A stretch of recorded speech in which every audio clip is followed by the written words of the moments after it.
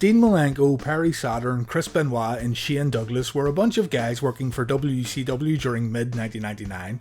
The group were no strangers to each other. They worked together in ECW years prior, and they helped establish that company as a place to watch an alternative wrestling product. Douglas, Malenko and Benoit were the original triple threat in ECW, while Perry Saturn had a great run as one half of the Eliminators. All four men, however, eventually made the jump to WCW, and as the late 90s rolled on in World Championship Wrestling, the company became a place for already established names and not so much for younger, newer and fresher talent. While Douglas, Benoit, Malenko and Saturn may have been able to break new ground in ECW, the same maybe didn't hold true for their time in World Championship Wrestling. Knowing that all four men had a high amount of talent and persistence, it was decided that the men would come together within WCW as a faction known as the Revolution. On paper, the Revolution sounded like an excellent idea for a stable, a group of guys who had become an afterthought in WCW due to the likes of Nash and Hall, Hogan, Savage, all those big names who came in and took the big money. So why did it go wrong? Well, let's try to answer that as we take a look at the Revolution in WCW. WCW Thunder on July 22nd, 1999 saw Dean Malenko face Ric Flair in the main event. This match was seen as a chance for talent like Dean Malenko to finally step up and have a shot against an established star like Flair, giving mid-card talent a chance to get a big win against a huge main eventer. Sting, in storyline, had become the on-screen president of WCW, and he wanted to give lesser stars a chance to shine. Flair, at this time, was working as a heel, and he had sided with the Jersey Triad, having established this relationship with the Triad during his time as WCW president. Anyway, the Malenko vs Flair match ended with Flair getting a win thanks to help from the Jersey Triad, and after the showdown, Perry Saturn and Chris Benoit stood in the ring beside Malenko, looking very annoyed that Flair used his relationship with the Triad to score the win. It seemed like the lesser stars of WCW would never get a break after all. The July 26th episode of Nitro saw a pre-recorded promo with WCW newcomer Shane Douglas. Shane had made a name for himself in ECW and also had a disastrous WWF run which he blames on Shawn Michaels and the Clique. Here in WCW, Shane wanted to make an impact right away by saying he would be teaming with some of his old ECW friends while going after Ric Flair, a man that Shane had legitimate heat with over the years. Shane said on this promo, "I have sat and watched WCW from the outside for long enough now. I have watched friends of mine like Perry Saturn, Dean Malenko and Chris Benoit, and I've decided to come into WCW to stand side by side with my friends to help them in their fight. The insiders of this business, they know the genuine hatred myself and Ric Flair have for one another, and there's no question in my mind that Ric Flair surrounded himself with people in WCW and prayed I would never come here and play in his backyard." On the next episode of WCW Thunder, Chris Benoit, Dean Malenko and Perry Saturn were booked into a 6-man tag against DDP, Kanyon and Ric Flair. Bam Bam Bigelow and Asia ended up interfering towards the end of the match, allowing Ric Flair's team to score the win here. After the match, Shane Douglas hit the ring, and with Malenko, Saturn and Benoit standing next to him, Shane said, "This is exactly what I talked about on Monday Nitro. These people know there's been a screw job going on here in WCW for long enough, and you can only hold down great talent for so long. You people know that when the four of us stand shoulder to shoulder, you cannot stop greatness, you cannot stop talented wrestlers, you cannot stop the revolution. You are looking at Dean Malenko, Perry Saturn, Chris Benoit and the franchise Shane Douglas. We're here to take back what is rightfully ours." So the next show that happened after this promo occurred on August 2nd, 1999, WCW Nitro, and the show opened up with Jersey Triad members Kanyon and Bam Bam Bigelow taking on Harlem Heat. Chris Benoit came out to even the odds when Diamond Dallas Page tried to interfere in the match, and after the showdown, Benoit said that he once valued Diamond Dallas Page's opinion, but Page had recently showed the world what he was all about when he formed the Triad. Benoit said he would face DDP in the ring later in the evening, and so we had ourselves a match booked. Benoit said it was now his turn and it was his time to become a star in wrestling. Chris Benoit won the match. It was actually a pretty good match too, and one of those forgotten WCW Nitro encounters just due to it being held in mid-1999, but it is worth a watch. The Triad and US champion David Flair attacked Benoit after the match. That same week on Thunder, Benoit and DDP had a rematch, with Page picking up the win this time due to help from David Flair. The following week on Nitro, the Revolution were speaking to Dusty Rhodes backstage. Dusty had become the leader of the fictional championship committee within WCW, and he had authority to book title matches. The Revolution wanted to know if things were ever going to change in WCW, and Dusty said that youth always rises to the top. David Flair walked by and made a comment about Dusty Rhodes telling old-timer stories, and this led to Benoit locking in the crossface on Flair. Dusty then announced that Benoit would get a shot at David Flair's US title later in the broadcast, and in that match, Benoit did indeed win the US title. With the Revolution in the ring, Benoit announced he would defend the title against Diamond Dallas Page at Road Wild 1999 in Sturgis. While all this was going on, the other members of the Revolution were having mid-card matches over on Thunder. Not much to say here regarding Malenko, Saturn and Douglas. The focus was all on Benoit and his feud with Diamond Dallas Page during this time period. The Chris Benoit vs DDP no DQ match in Sturgis then, this was an odd one. The two went into the match holding a victory over one another, so this was to decide who was the better man, Chris Benoit or DDP. The Triad interfered in the match, and Benoit got the better of every single member on his way to successfully defending the US Championship here, as the Revolution just stayed behind. I just found this odd because Benoit and the Revolution were booked as these underdogs who had been losing matches due to interference and whatnot, like they could never get a break due to the numbers game, but here was Benoit destroying the Jersey Triad all on his own and winning the match with relative ease. It was just strange. Benoit was booked like a complete superhero here. Before the Benoit match, the remaining members of the Revolution took on the West Texas Rednecks. The match wasn't bad, nothing to write home about, the Revolution got the win, but what's interesting here is that many of the bikers in attendance were actually rooting for the West Texas Rednecks. Still, it was a passable match. So, Road Wild 1999 had proved to be a successful night for the Revolution. Benoit was slotted in as the big single star of the faction, Shane Douglas was the mouthpiece, Saturn and Malenko were the workers, but in reality all four men were good workers. The next pay-per-view then was Fall Brawl, and with the momentum gained at Road Wild in the weeks leading into Fall Brawl, you'd think that the Revolution would be dominant again, making sure to solidify their position as this new, exciting faction in WCW. Well, no, the exact opposite happened at Fall Brawl 1999. Before we get to the pay-per-view, we should take a look at the August 23rd edition of Nitro. Many people remember this one due to Chris Benoit's promo. Chris Benoit had a match with Rick Steiner on this night, and it all fell apart when Sid and Saturn came to ringside. After the match, Benoit grabbed a microphone and he said, "There's a group of us that are sick and tired of the politics that take place back there. We are sick and tired of the cliques that monopolize the top spots in this business. Let me tell you, this isn't about evolution, this is about revolution." A great promo here. Many people point to this one when talking about the Revolution, but what they don't point to is Benoit failing to lead a crowd chant right after the promo. Revolution! Revolution! September 6th episode of Nitro then, a 12-man battle royal was held here in order to determine the number one contender for the WCW Heavyweight Championship. But look at these rules here for a battle royal, just look at this.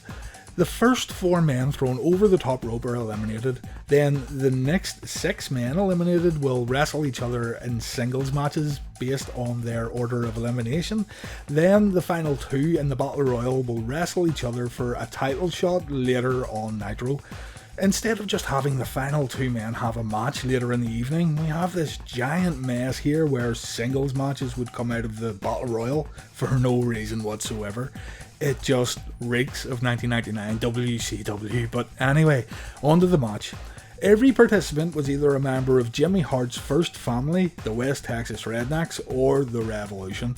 As a matter of fact, every member of the Revolution was in the match, and the final 2 men were Chris Benoit and Dean Malenko. The two had their match later in the evening, but Sid Vicious came to the ring and interrupted the festivities, resulting in no number 1 contender being crowned. So yeah, it was all a huge waste of time. Benoit would end up defending his US title against Sid at Fall Brawl, but it didn't go too well for the Canadian crippler.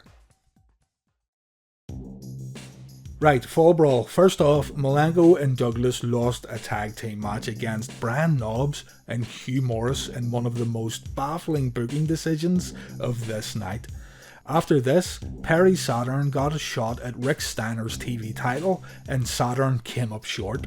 Finally, Chris Benoit dropped the US title to Sid Vicious in the Revolution's final match of the evening.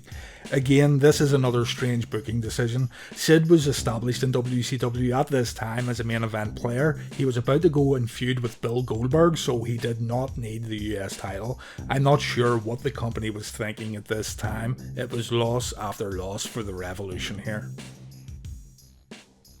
Vince Russo began his booking duties with WCW around October time of 1999, and he did make changes to the Revolution. The general consensus is that Vince Russo came into WCW with the idea of putting new talent over, even beginning the New Blood storyline as a vehicle to help establish young and upcoming talent. But don't think for a moment that this was always the plan. Like, here you had the Revolution, pretty much the New Blood storyline before there was even the New Blood in WCW, and Russo completely changed the tone of the group into something much more WWF-esque at the time. Let's step back a moment though and look at a few Nitro episodes leading up to the next pay-per-view, Halloween Havoc, just to get an idea of what was going on.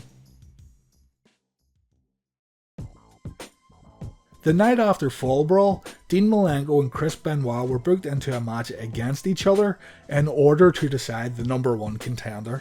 Remember, Sid had interfered in the number 1 contender match between these two just before Fall Brawl, so this was to rectify that problem. The winner would get a title shot later on the same show. The problem here though was that the Revolution now looked like a bunch of losers after Fall Brawl, but still, here we are. With Saturn and Shane Douglas at ringside, Malenko and Benoit had an excellent match here to kick off Nitro. Benoit won the match, so he would get a title shot later in the evening against the world champion Sting. Except, no, it didn't happen. Benoit came to the ring and said he beat the best technical wrestler in WCW, Dean Malenko, to earn his title shot. He then called the Stinger out to begin the match, but Sting didn't come out. Instead, TV champion Rick Steiner came to the ring. No explanation as to why the world title match didn't happen. Rick Steiner actually said Sting has better things to do, and if he wants a title shot, he can wrestle Rick for the TV title. It's like WCW just realised they didn't care at all for Chris Benoit. It's such a weird decision, but keep in mind also that the booking committee within WCW was going through changes here.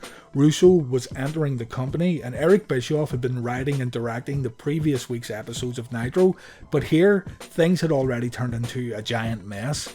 Chris Benoit got the win by pinfall. He was announced as the new TV champion, and Sting, meanwhile, teamed up with Lex Luger in the main event to take on Hulk Hogan and Bret Hart. The next week on Nitro, Benoit vs Sting did indeed happen. The referee got knocked out during the match, allowing Lex Luger to come into the ring and assist Sting, so Chris Benoit takes the loss. Later in the evening, Perry Saturn had a match against Eddie Guerrero of the Filthy Animals. During the match, Shane Douglas hit Guerrero while the referee was distracted with a chain, something that annoyed Saturn. Saturn took the pinfall win, but he was annoyed with how his teammate gave him an unfair advantage, so we have some dissension within the faction already. The September 27th episode of Nitro saw Benoit defeat Ernest Miller and Rey Mysterio of the Filthy Animals defeat Dean Malenko. Dean shook Mysterio's hand after the match out of respect, so we have this dynamic going on here where some Revolution members were friendly with the Filthy Animals, while others, mainly Shane Douglas, didn't want anything to do with them.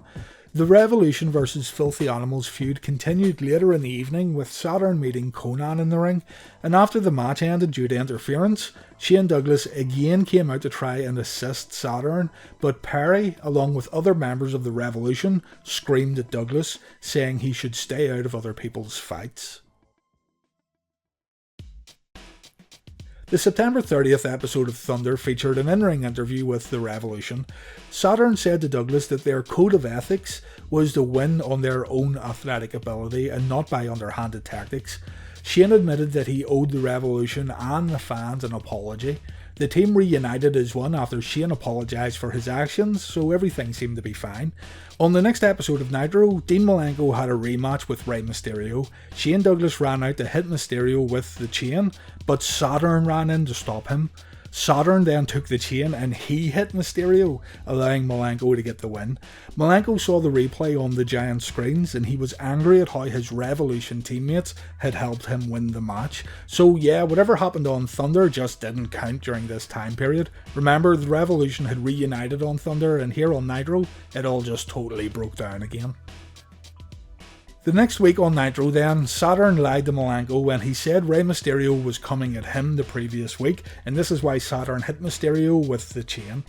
Saturn then had a match with Mysterio, and when Shane Douglas tried to hit the ring to interfere, Dean Malenko came down, pushed Shane out of the way, and jumped into the ring to help defend Mysterio. So yeah, it seemed like the Revolution now was totally split.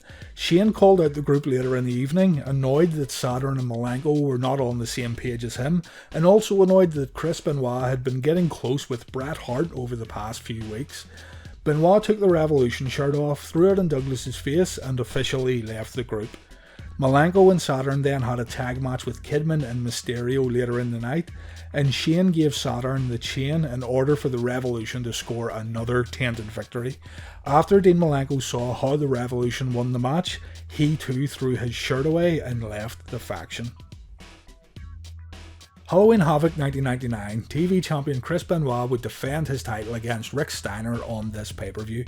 After taking a nasty chair shot, Dean Malenko came down to help Chris Benoit, but he ended up swerving us all by hitting Benoit with the chair. Steiner wins the TV title, and Malenko walked back and embraced Perry Saturn. So this whole time, the Revolution members of Saturn, Shane Douglas and Dean Malenko had played the long con on Benoit. The Revolution was going to continue on as a three-man team. Chris Benoit was going to go it alone. Vince Russo was, at this point, now booking WCW, and really, although the booking of the Revolution up to this point hadn't been too great, it would only get worse. So now, under the Russo regime of WCW, the Revolution became just another heel trio within wrestling, with nothing really that made them stand out. Asia joined the group, and the next night after Halloween Havoc, the Revolution kidnapped Tori Wilson to continue their feud with the Filthy Animals. Dean Malenko and Chris Benoit had a last man standing match on Nitro, a match type that did not suit either man during this time period whatsoever, and after Benoit won the match, he allowed the Filthy Animals to attack Dean Malenko. Shane, Saturn and Asia then used Tori Wilson's well-being as a bargaining chip to get Dean Malenko out of the attack. And yeah, I don't really know what to say here. In the space of one night, it seemed like this wasn't a revolution anymore. Remember, one of Vince Russo's first ideas in WCW was to have the Nitro girls fight each other, so nothing was off the table it seemed. Eventually, the Filthy Animals got Tori back after winning a match against the Revolution. The two teams met in the ring at Mayhem 1999. Saturn, Malenko and Asia versus Kidman, Eddie Guerrero and Tori Wilson in a 6-man elimination match, and the Revolution won here. Saturn got the last pinfall on Tori Wilson after delivering a low blow. You couldn't make this stuff up. Starrcade 1999 saw the Revolution defeat Jim Duggan and his mystery partners, who turned out to be the Varsity Club, Kevin Sullivan, Mike Rotunda and Rick Steiner. Sold Out 2000 would be the last time most of the Revolution would be seen on WCW TV. Chris Benoit had been vocal about his unhappiness working for WCW, and even though the company put the WCW Championship on Benoit as a last-ditch effort to keep him within the company, Benoit had already made his mind up. Tired of the politics, the booking committee, and his lack of real chances during his entire WCW run, Benoit forfeited the title one day after winning it and left WCW. Dean Malenko and Perry Saturn followed suit, along with Eddie Guerrero of the Filthy Animals. WWE producer Bruce Pritchard said that the WWF at the time had no interest in Shane Douglas, but I think there's a little more to it than just that. Shane had heat with the WWF going all the way back to his Dean Douglas days within the company, and it's been said that the WWF did offer him a contract when Shane left ECW, but he instead chose WCW, so the higher-ups in Stamford were also said to be a little annoyed about that too. Benoit, Guerrero, Saturn and Malenko would become known as the Radicalz in the WWF, and I gotta say, I would have loved to have seen Shane Douglas get another chance here within the Radicalz faction. He would have handled the majority of the mic work, I'm sure, but this isn't a bad thing. The guy could cut insanely good promos. Still, Shane stayed in WCW, becoming part of the eventual New Blood storyline within the company. And that was the Revolution then, this precursor to the Radicalz that had a bunch of extremely talented guys as members, every one of them fighting for what they believed in, standing up to the old timers who took up all this TV time on WCW programming. The thing is, and I have to be blunt here, the Revolution didn't really revolutionise anything. Benoit said in his famous promo that a group of guys were sick of old timers and cliques monopolising the main event spots in WCW, and when the Revolution was in full swing, the same cliques and old timers still monopolised the main event spots in WCW. Nothing changed. As a whole, the group stayed firmly in the mid-card. There wasn't a single main event for any member of the Revolution during their time within the faction. Sure, Benoit got the push after saying he was going to leave WCW, but this was a case of too little too late, and also he wasn't in the Revolution at that time. Halloween Havoc 1999 was pretty much the final nail in the coffin. When Malenko took out Benoit, the Revolution just became like any other mid-card heel group, and Vince Russo's booking of the team did nothing to help. A great idea to start with, a possible new platform for underutilised guys, an awesome idea on paper, but in the end, nothing came of it within WCW anyway. The Radicalz and the WWF though, that's a whole different story, and one I will cover in a future video.